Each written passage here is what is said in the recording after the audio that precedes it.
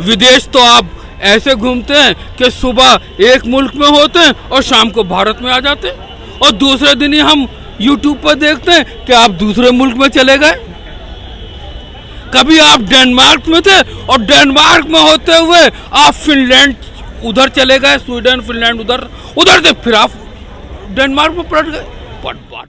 प्रधानमंत्री के नाम पर जो ताली बजाता है वो उसके भी प्रधानमंत्री है, और जो उनको हाय हाय के पुतला जलाता है वो उसके भी प्रधानमंत्री है।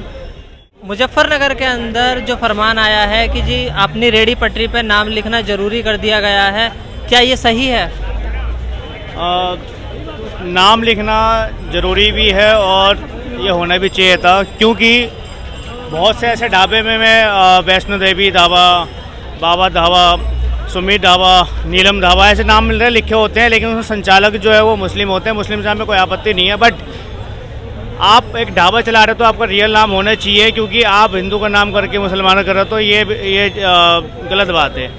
तो नाम होना ज़रूरी है, क्योंकि अगर मुस्लिम कम्युनिटी में भी जाओगे आप तो सबके नेम प्लेट में उनका लिखा होता है अपना नाम पर्सनल, तो यहाँ पे क्यों नहीं होना चाहिए। तो योगी सरकार ने नाम प्लेट ही तो बोला है, ये नहीं कि एक समुदाय को ही बोला है, हर समुदाय को बोला है कि अपना नाम प्लेट अपने शॉप में लगाओ, क्या एक पहचान मिल जाएगी कि हाँ कौन सी दुकान किसके नाम से है। चलिए जान लेते हैं, सही कह रहे हैं, होना चाहिए। देखिए, मेरा नाम अलमदार अब्बास है। अगर मैं IPL क्रिकेट का मैच कोटला फिरोजशाह जाऊं देखने तो मुझे बाकायदा ये लगाना पड़ता है। हाँ बिल्कुल। और उसकी नेम प्लेट लगाना पड़ती है कि आपका इनविटेशन के साथ साथ आपकी ID क्या है। बिल्कुल। यानी मैं क्रिकेट का मैच IPL का बगैर अपनी ID के नहीं देख सकता। तो भाई ये दुकान क्या पूरे देश में ये लागू होना चाहिए। जितने दुकानदार हैं, रेहड़ी पटरी वाले, सबको अपना नाम लिखना चाहिए और अपनी ID भी लगाना चाहिए। और बल्कि मैं तो कहता हूँ जो पटरी वाले छोटे छोटे दुकानदार हैं, इनको MCD का खोखे का नंबर भी लिखना चाहिए नाम के साथ साथ। तो मैं अलमदार अब्बास ये कहूँगा, ना ही सिर्फ उत्तर प्रदेश, इसको पूरे देश में लागू होना चाहिए और देश के हर नागरिक को अपना नाम जो है अपनी प्लेट लगाना चाहिए और किस जगह का है, जैसे UP है और डिस्ट्रिक्ट क्या है वो भी लिखे, क्योंकि आमतौर पर जब मृत्यु हो जाती है, कोई दुर्घटना हो जाती है तो पहचानने में परेशानी होती है। और मुल्कों में भी ऐसा होता है, वो ID लगाते हैं। तो जब और मुल्कों में, जब हमारा देश विकसित राष्ट्र बन रहा है और दुनिया की 2030 में दुनिया की तीसरी सबसे बड़ी शक्ति बन रहा है, इस वक्त 5 पर है, कभी 4 पे आ जाता है, और 2047 में प्रधानमंत्री कह रहे हैं कि हम भारत को विकसित राष्ट्र बनाएंगे, सबसे बड़ा भारत नंबर 1।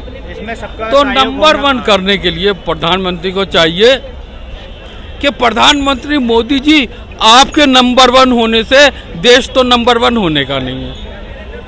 और मोदी को मैं इस बात की बधाई देता हूं कि मोदी का नाम ही M से मॉडर्न है, O से ओवरसीज है, D से डेवलपमेंट है, I से इंडिया, यानी modern overseas development India.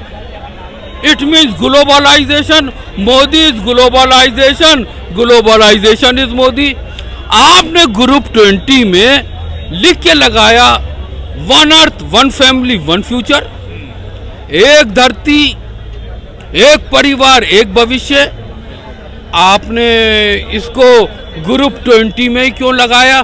Bharat की जो नई संसद है इस पे भी आप लिखिए वसुदेव कुटुंबकम, एक धरती, एक परिवार, एक भविष्य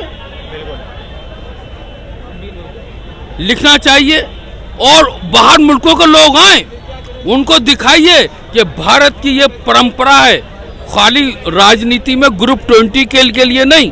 और लेकिन हम प्रधानमंत्री को इस बात की बधाई देते हैं कि अभी यूनाइटेड नेशन में 193 देशों के जो वोट पड़े, भारत को 184 वोट मिले।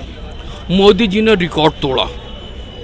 मोदी जी रिकॉर्ड तोड़ के आए और मोदी जी ने अभी ग्रुप 20 G20 में भारत अमेरिका के राष्ट्रपति को किसने पछाड़ दिया? भारत के प्रधानमंत्री ने। आपकी बड़ी अच्छी उपलब्धि है।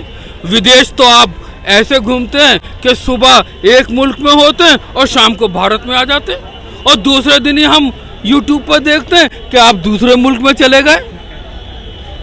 कभी आप डेनमार्क में थे और डेनमार्क में होते हुए आप फिनलैंड उधर चले गए, स्वीडन फिनलैंड उधर से फिर आप डेनमार्क में पलट गए।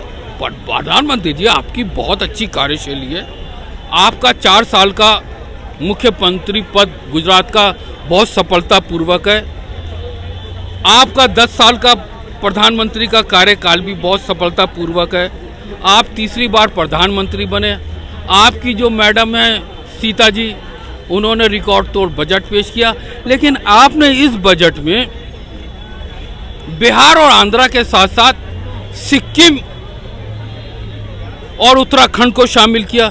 लेकिन प्रधानमंत्री जो हैं वो प्राइम मिनिस्टर ऑफ इंडिया हैं, भारत के प्रधानमंत्री हैं, हर पार्टी के प्रधानमंत्री हैं। जो उनको वोट देता है वो उसके भी प्रधानमंत्री है, और जो नहीं वोट देता उसके भी प्रधानमंत्री है। प्रधानमंत्री के नाम पर जो ताली बजाता है वो उसके भी प्रधानमंत्री है, और जो उनको हाय हाय कह के पुतला जलाता है वो उसके भी प्रधानमंत्री हैं, पार्टी के प्रधानमंत्री हैं। जो उनको वोट देता है वो उसके भी प्रधानमंत्री है, और जो नहीं वोट देता उसके भी प्रधानमंत्री हैं। प्रधानमंत्री के नाम पर जो ताली बजाता है वो उसके भी प्रधानमंत्री है, और जो उनको हाय हाय कह के पुतला जलाता है वो उसके भी प्रधानमंत्री हैं।